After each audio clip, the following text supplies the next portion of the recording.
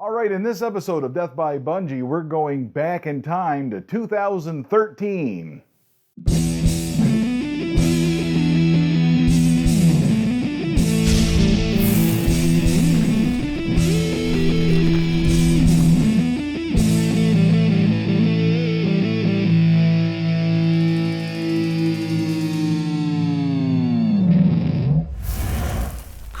Now, in my other videos, I've shown you a video tool that I kind of made myself. It's a little clamp that you can mount a ball head on, and you can mount a GoPro to it, you can mount a regular DSLR to it, or even any video camera. It's a real handy little contraption, and I thought it would be a great time to show you when I went out on a hunt and was able to use that clamp for the first time here in the Pennsylvania crossbow season.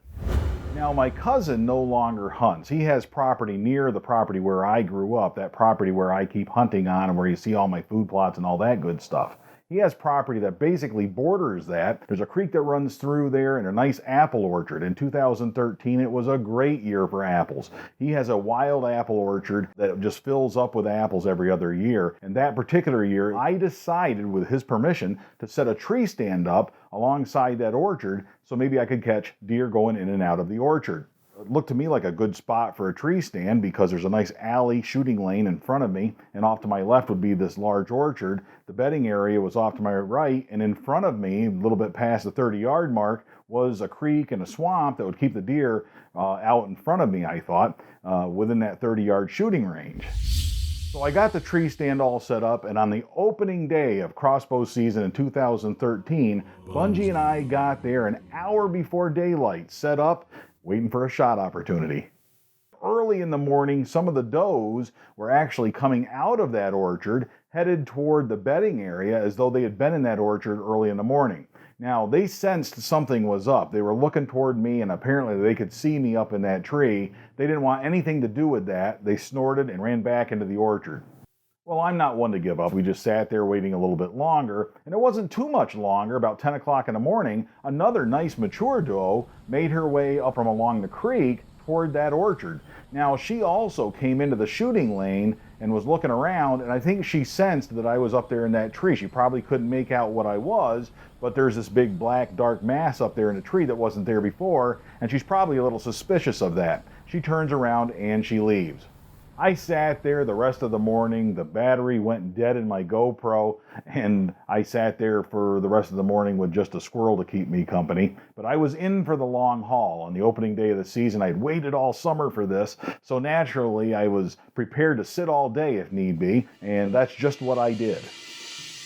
Now finally, after about 10 hours of sitting there on opening day, finally I heard some activity off to my right coming out of that bedding area, making its way down along the creek. And all of a sudden, a nice yearling doe bounced right into my shooting lane and was sniffing around.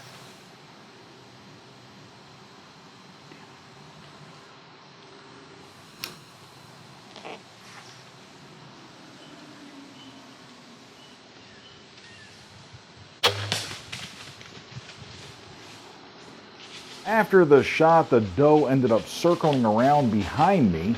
She took off to my right in the direction that she originally came from. So I unhooked the camera clamp with one hand and switched over to handheld mode so I could record that deer running off. Okay, she's going down. She's going down. She's up there. I think she's down.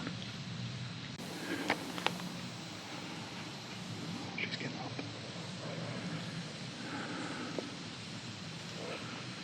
That deer was leaking bad. Boy, she's something. Okay, I am confident. I hit it hard, complete pass through. The arrow is buried down there. It went out here to the left, and she circled back in right under me, and she was staggering here. In fact, I can see blood on the ground there. Hit hard. She went down back here, got up and moved. She went 100 yards, but she looped. She's probably 50 yards out there, I think. I'm gonna let her sit for a while. Now, filming your own hunts, especially when you're doing it all alone, it is a work in progress. This was the first year that I was out there with the DSLR, but you can tell the audio is terrible. I didn't have the Rode Video Mic Pro hooked up to it at the time, and I'm using the onboard microphone. All that gain gives it a bad hiss that you can hear in those old videos. I am going to get down and check the arrow. Then I'm going to go check the video. I forgot that I got the video. I have this on tape. It looked like a good hit to me. I'm going to go check it out. Go check out that arrow. And let the deer sit.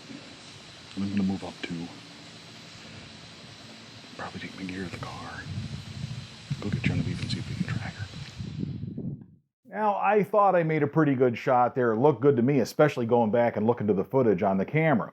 I did end up taking all my gear back to the car, though, just to be on the safe side, and then I went and enlisted the help of my daughter to help me find that blood trail. I went back up and got the Ranger, and I got my expert tracker, Genevieve, here to help me out.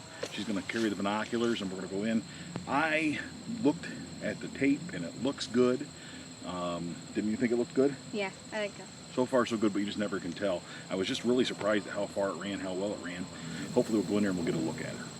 This was a section of woods that I hadn't been in years, since I was a little kid probably, even though it's right next to where I grew up. We made our way through the woods. We were following the trails about 70 yards from the tree stand. As we were coming up along the creek bed, I looked over the bank and I could just see the white belly of that deer laying down there. Now, obviously, I'm a bit taller than Genevieve is, so I saw it before she did, and I decided that was a great time to get a reaction shot from her, and that way she can share with us her reaction to finding that deer. You found it. All in all, this was a perfect way to start out the 2013 crossbow season. We got a nice doe. I got to share part of the hunt with my daughter. She helped me find the deer. She shares in that harvest, and we had a great time. Now, I hope you enjoyed this episode of Death by Bunjie. Make sure you subscribe if you haven't done so already so that you can catch all future episodes. Check out our other videos as well if you get a chance. You'll see some other tips and tricks on how to film your own hunts, and you'll see some other videos in there about other hunts that Bunjie and I have been on. And until next time, all hail Bunjie.